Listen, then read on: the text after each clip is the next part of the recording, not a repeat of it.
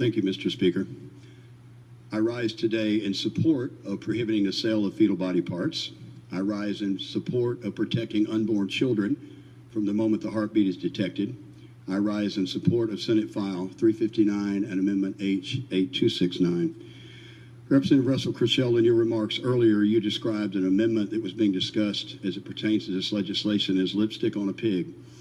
And I certainly would not describe this legislation that way, but if that is your vision of it, then hand me the lipstick and I'll put it on the pig.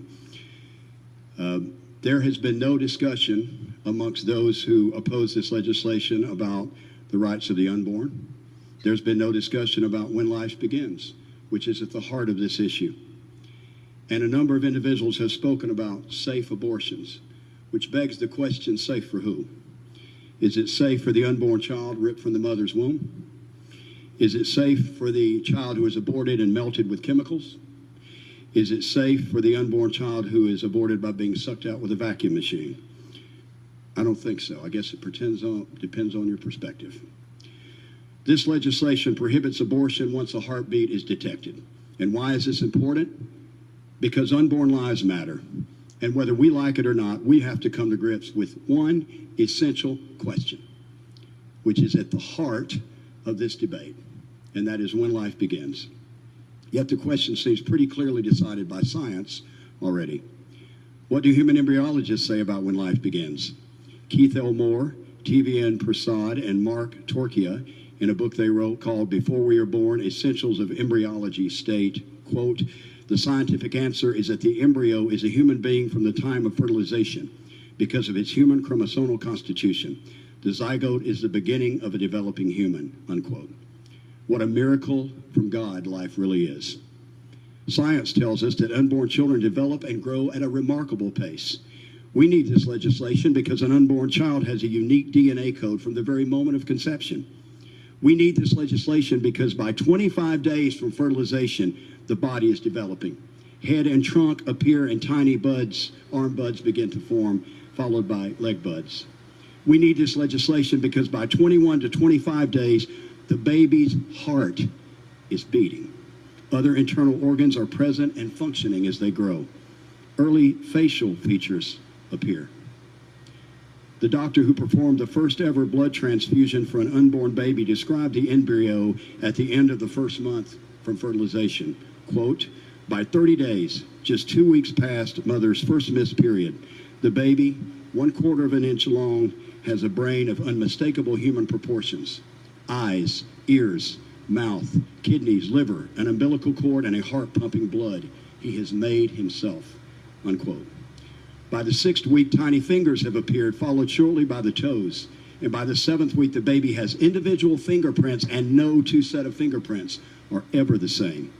We need this legislation because by 6 weeks, the eyes, which appeared in simple form in the first month, have developed lens and retina, and the eyelids have begun to form.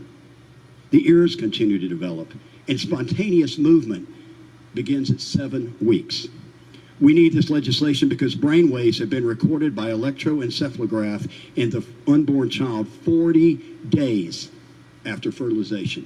Brain waves at 40 days. We need this legislation because unborn children of 5 weeks have been seen to move away from an object touching the area around their mouth. We need this legislation because 9 weeks after conception, the baby is well enough formed to bend his or her fingers.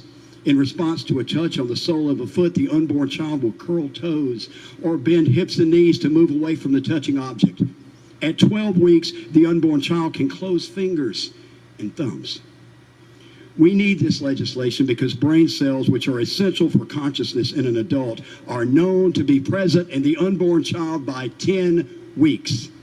Nerve fibers, which transmit pain impulses, are known to be present before fibers inhibiting pain are completed. Think about that just a minute. According to scientific studies of the available evidence, this suggests that the unborn child in the first trimester may be more susceptible to pain than slightly older subjects. In other words, if the baby can experience pain before the body's mechanisms to suppress pain have developed, the baby might be able to feel pain at a much earlier stage than was previously believed, and perhaps even more acutely in the first 3 months of pregnancy. We need this legislation because at 11 weeks from conception, our unborn children have started to swallow. They can accomplish detailed facial expressions. They can even smile. Thumb sucking has also been recorded in our unborn children. Breathing movements have been detected as early as 11 weeks in our unborn children. And although the baby does not breathe air, this activity is helping to develop the respiratory organs. We need this legislation because by the end of 12 weeks, our unborn children... Please state your point.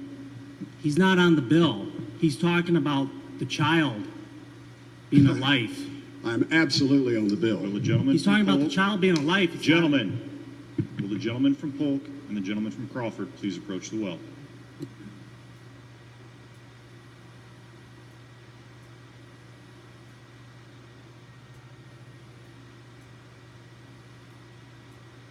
At 11 weeks from conception, our unborn children start to swallow. They can accomplish detailed facial expressions and even smile. Breathing movements have been detected as early as 11 weeks in our unborn children. And again, this is developing the respiratory organs. By the end of 12 weeks, our unborn children are longer and they weigh more. The child and the sex of the child is now obvious. Our unborn children have now developed an almost complete range of responses to touches on the skin. We need this legislation because there is evidence that from 4 months, our unborn children respond to sound. They hear their mother's beating heart. They hear noises from the outside world, such as music or the sound of their parents' voices. Studies show it is possible to contact our unborn children via music. One study I reviewed suggested that putting Vivaldi on the record player would relax even the most agitated baby. Our unborn children learn their mother's voices while in the womb.